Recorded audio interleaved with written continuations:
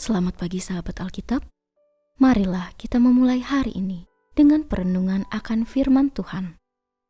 Bacaan Alkitab kita pada hari ini diambil dari 1 Raja-Raja pasalnya yang pertama ayat 46 sampai dengan 53.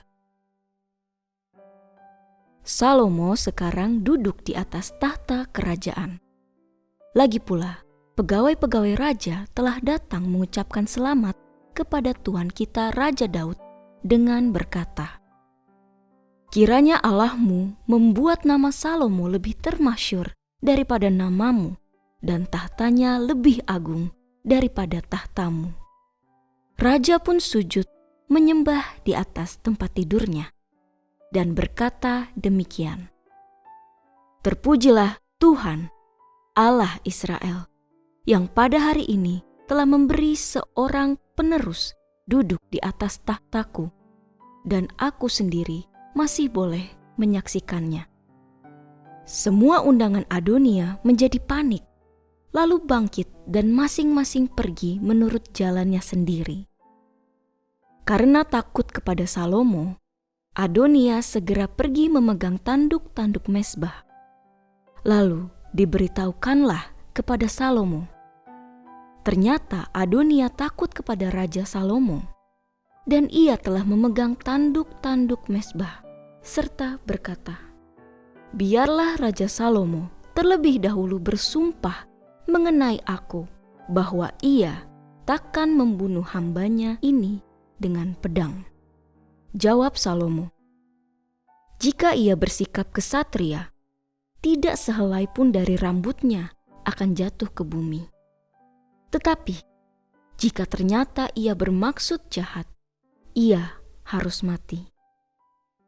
Kemudian Raja Salomo menyuruh orang menjemput dia dari mezbah itu. Ia masuk dan sujud kepada Raja Salomo. Lalu Salomo berkata kepadanya, "Pulanglah ke rumahmu." Sahabat Alkitab, Salomo telah sah menduduki tahta kerajaan menggantikan Daud. Sebagai raja yang baru, ia mendapatkan pengakuan dan ucapan selamat dari seluruh rakyat, pegawai-pegawai istana, dan terutama dari ayahnya sendiri, Daud. Mereka mendoakan yang terbaik bagi Salomo agar ia menjadi raja termasyhur dan teragung. Daud turut bersyukur dan menyembah Allah karena ia masih diberi kesempatan menyaksikan secara langsung penobatan putranya. Sungguh peristiwa bersejarah telah terjadi hari itu. Namun di tempat lain, kita mendapati Adonia telah ditinggalkan oleh tamu-tamu undangannya. Baru saja mereka mendukung dan menyerukan, "Hidup Raja Adonia!" Kini satu persatu dari mereka panik dan meninggalkan Adonia. Adonia pun ketakutan. Ia tahu konsekuensi yang sedang menanti atas tindakan gegabahnya yang mengikrarkan diri sebagai raja. Lalu ia mencari cara untuk melindungi nyawanya dengan berlari menuju kemah dan memegang tanduk-tanduk mezbah. Tanduk-tanduk mezbah di sini berarti sudut-sudut dari mezbah. Pada zaman kuno keempat, sudut mezbah terlihat seperti tanduk binatang. Karena seluruh mezbah adalah kudus, maka orang yang memegang sudut mezbah akan terlindung dari pembunuhan. Namun perlindungan ini berlaku bagi orang yang hidupnya benar, bukan orang yang telah melakukan kejahatan, khususnya pembunuhan berencana.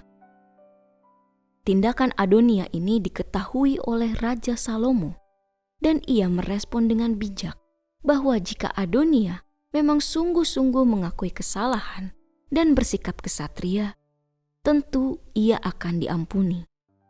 Tapi jika ia memiliki niatan jahat, maka hukuman akan diberikan. Sikap yang diambil oleh Salomo bertentangan dengan kebiasaan kerajaan-kerajaan di sekitar Israel dan Yehuda.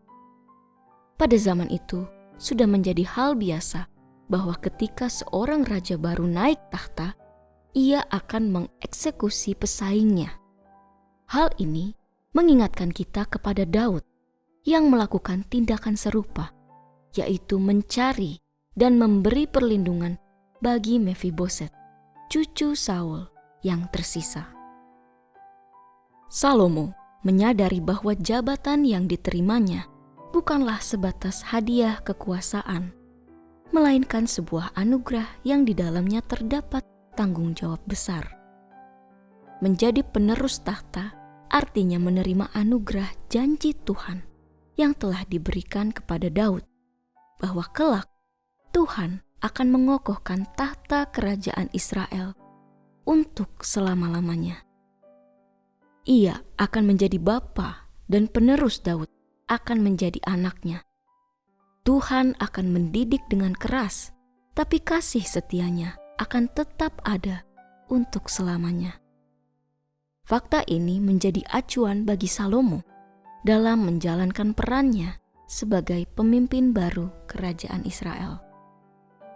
Ia menunjukkan hal baik di awal kepemimpinannya, yaitu dengan memberikan pengampunan atau kesempatan hidup bagi Adonia, yang sebelumnya secara terbuka hendak merebut tahta kerajaan. Akan tetapi, pada saat yang sama, Salomo juga memberi peringatan, yakni jika kelak Adonia melakukan tindakan yang jahat atau menunjukkan sikap pemberontakan, ia akan mendapat sanksi tegas. Dengan demikian, Salomo menunjukkan bahwa belas kasih dan pengampunannya sejalan dengan keadilan yang tetap harus ditegakkan. Sahabat Alkitab, seringkali kita mengira bahwa dalam menjalankan kepemimpinan sesungguhnya kita harus memilih menjadi pemimpin yang tegas tanpa ampun atau pemimpin yang berbelas kasih. Padahal, bila belajar dari kepemimpinan Salomo, kedua hal tersebut bukanlah sesuatu yang bertentangan. Salomo menunjukkan kebijaksanaannya dalam belas kasih dan ketegasan. Hal itu sedikit banyak merupakan peran pembentukan karakter Salomo di masa lampau. Sebagai anak raja, pasti ia sudah mendapatkan pendidikan sejak masa kecilnya, baik tentang ajaran iman Yahudi maupun hukum atau aturan-aturan kerajaan. Sekarang, saatnya Salomo untuk mengaplikasikan pelajaran yang telah ia terima. Bukankah Indonesia betul-betul membutuhkan pemimpin yang dapat menunjukkan belas kasih dan keadilan secara seimbang? Kiranya hal tersebut dapat terwujud di negeri kita tercinta. Mari kita berdoa. Selamat pagi ya Bapa, kami datang kepadamu dengan hati yang terbuka dan merendahkan diri di hadapan Engkau. Terima kasih ya Tuhan atas pengajaran dari firman-Mu pada hari ini yang mengajarkan kami mengenai ketegasan dan berbelas kasih. Bimbinglah kami ya Tuhan untuk menjadi pemimpin yang bijaksana, yang mampu menggabungkan belas kasih dan keadilan dalam setiap tindakan kami.